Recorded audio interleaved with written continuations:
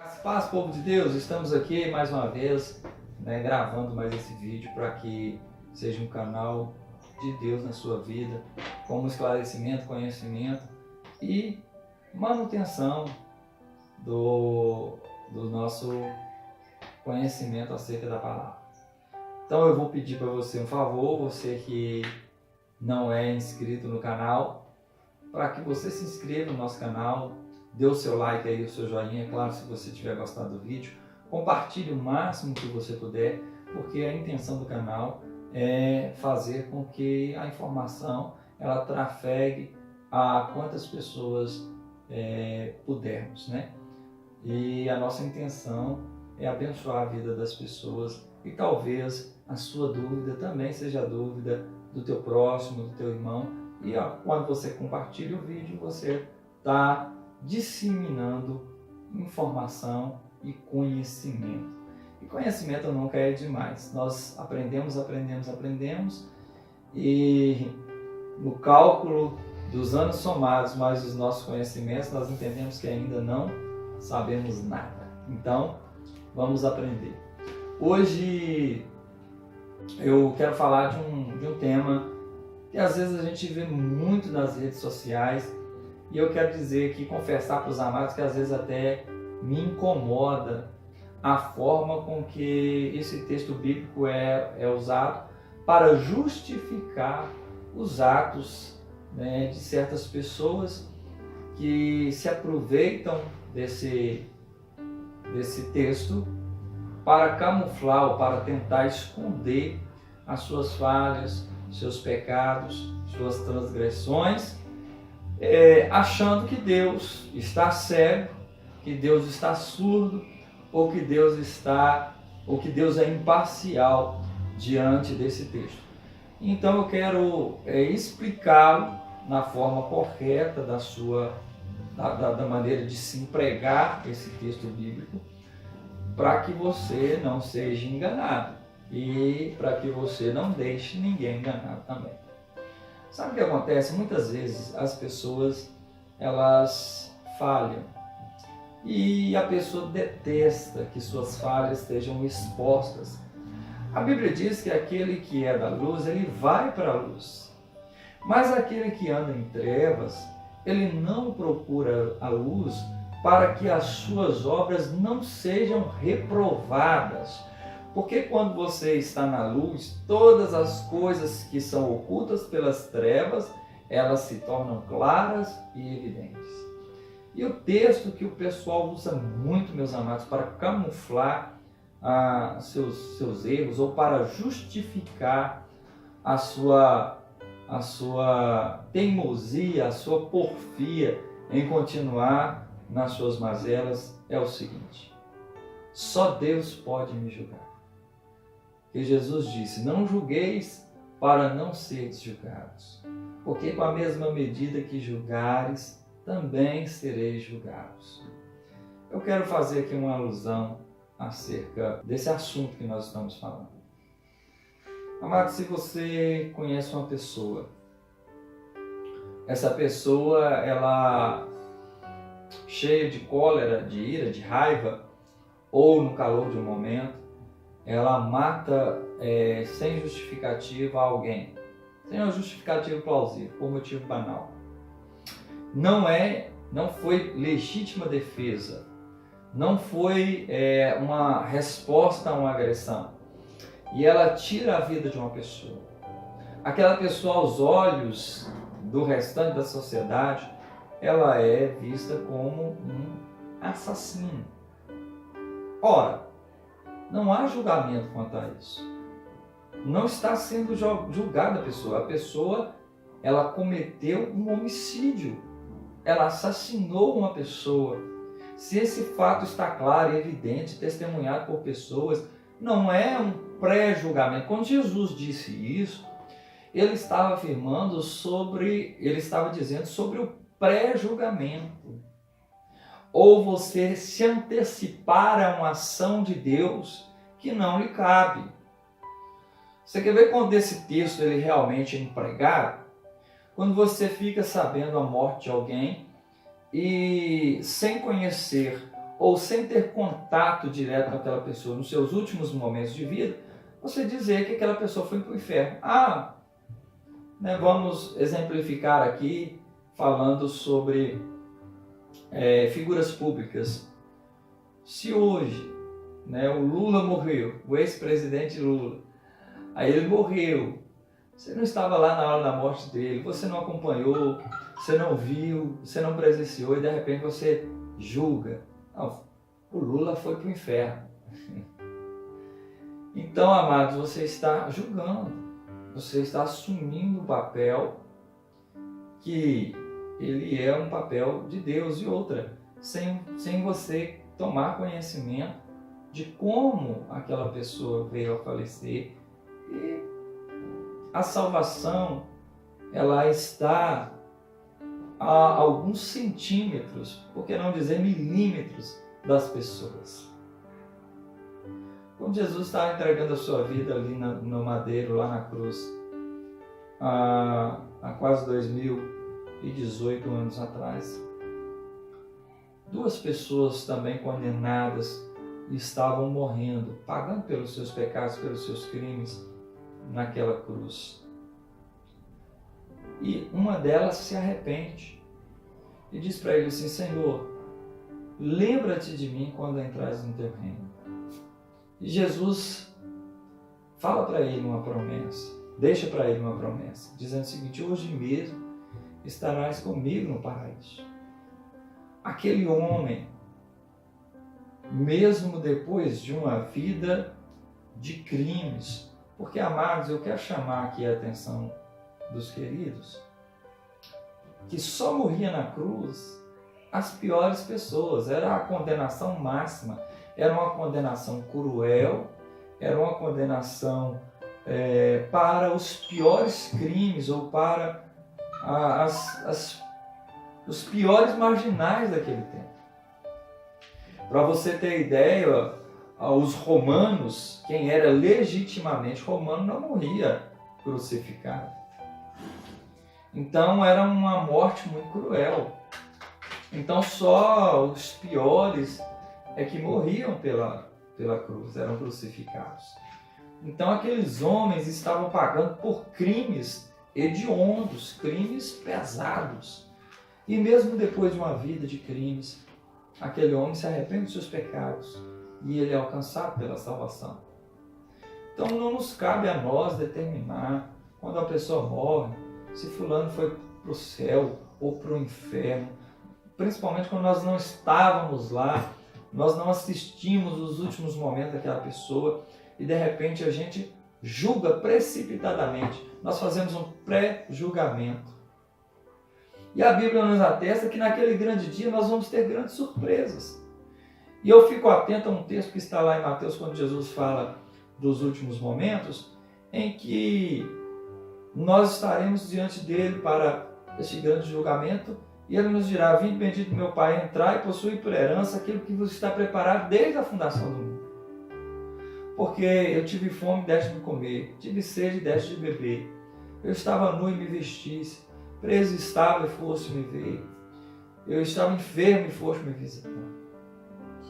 E nós diremos, porque eu quero crer que nós estaremos lá e nós faremos parte deste grupo de pessoas que iremos perguntar: Senhor, quando é que te vimos nessa situação, de estando nu, preso, enfermo, ou com fome ou com sede, e nós te fizemos este bem?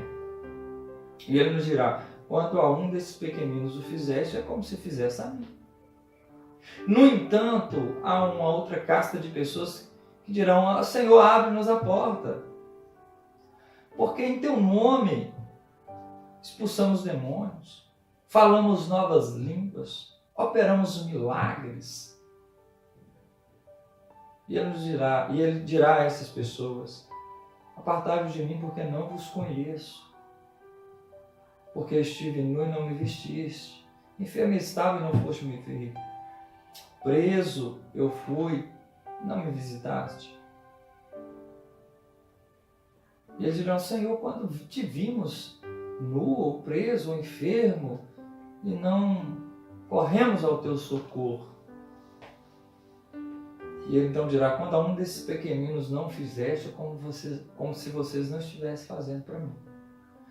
Então esse texto me chama a atenção que lá, naquele grande dia, nós vamos ter grandes surpresas. Talvez alguns grandes pregadores que são ovacionados no meio evangélico não serão salvos. E talvez alguns que nós julgamos precipitadamente, nós julgamos de forma enfática de que são condenados, talvez estes alcançarão os céus. Então eu quero chamar a sua atenção para uma percepção mais apurada daquilo que é fazer a obra de Deus e do texto e do assunto em questão do que é o julgamento. Esse é o julgamento que Jesus está dizendo. Agora, meu querido, quando você se faz desse texto para justificar suas mazelas, seus pecados, as mudanças que Cristo espera da sua vida e você, por sua fraqueza, ou você, por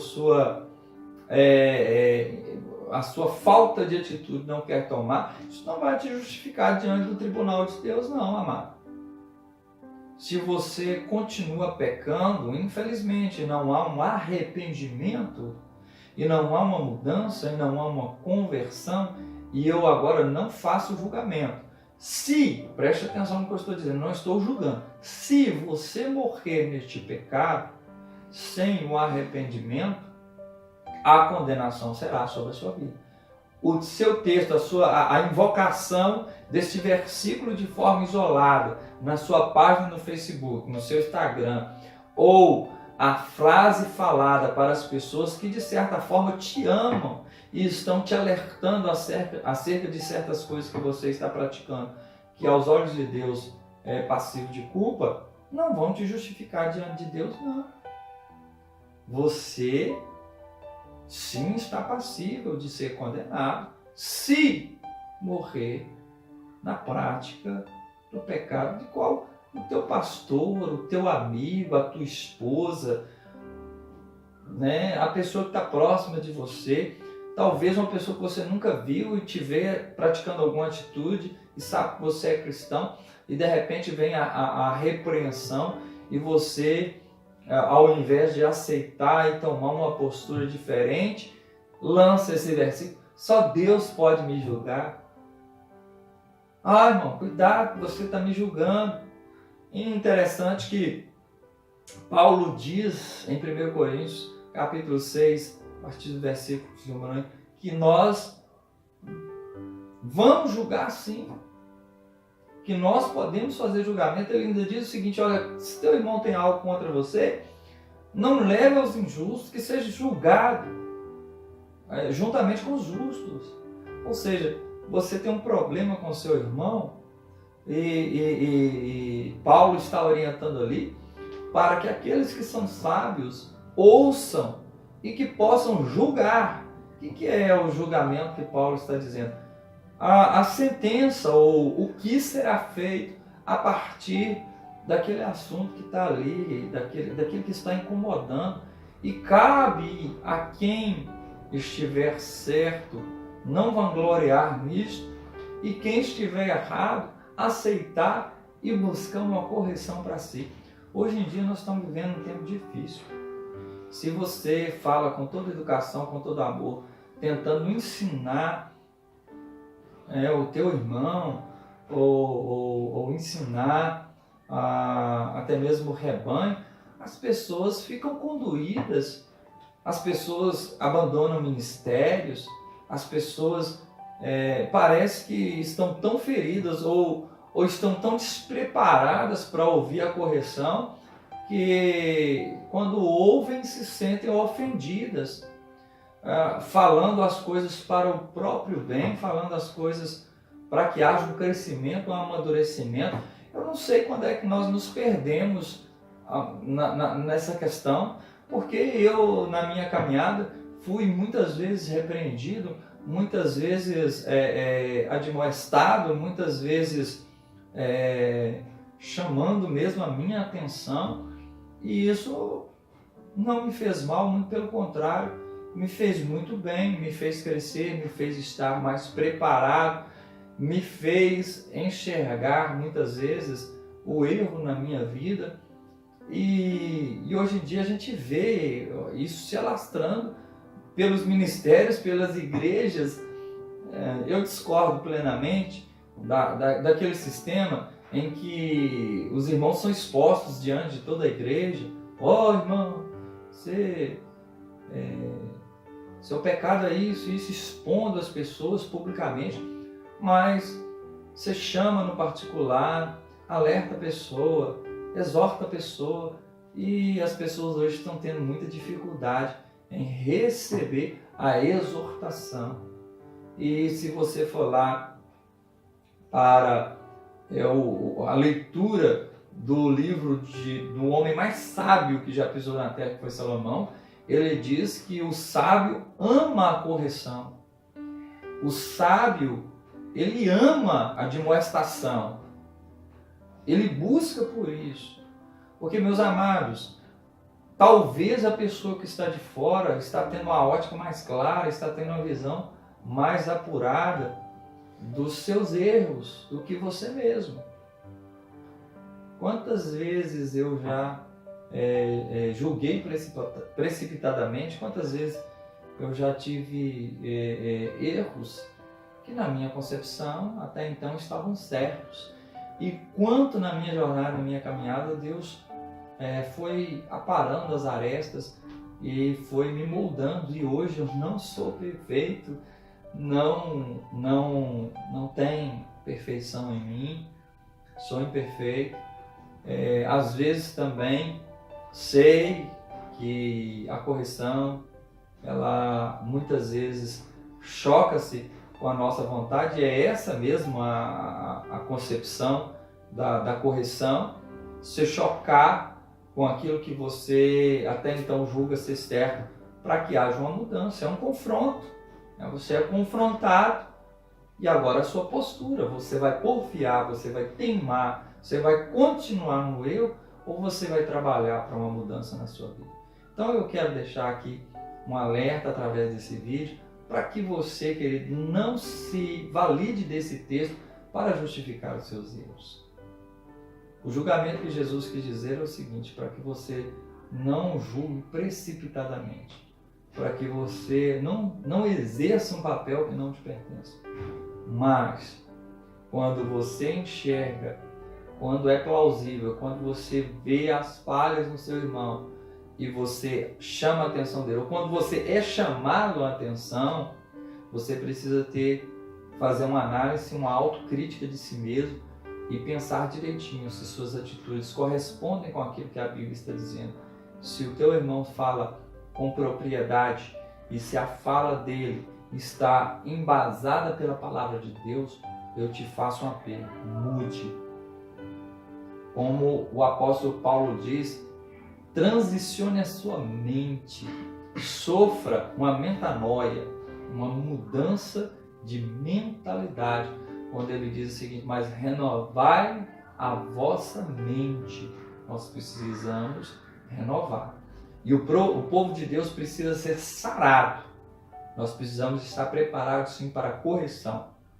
Precisamos estar preparados sim para receber de Deus, através dos homens, porque Deus não vai descer do céu e falar com você que está errado, não, viu, querido? São os seus pastores, é a sua esposa, é até mesmo o teu filho, que às vezes o pai acha que não pode ser repreendido por um filho. Talvez possa sim, muito possivelmente, se ele estiver embasado biblicamente, fortificado pela palavra de Deus. Pai, ouça o teu filho. Ninguém está passivo de erro. Nem pais, nem mestres, e nem discípulos, e nem ovelhas. Nós precisamos aceitar e precisamos corrigir nossas rotas. Que Deus te abençoe. Um grande abraço. Fique com Deus. E nos siga aqui, compartilhe. Que Deus vai abençoar a sua vida e a vida de muitos através desse vídeo.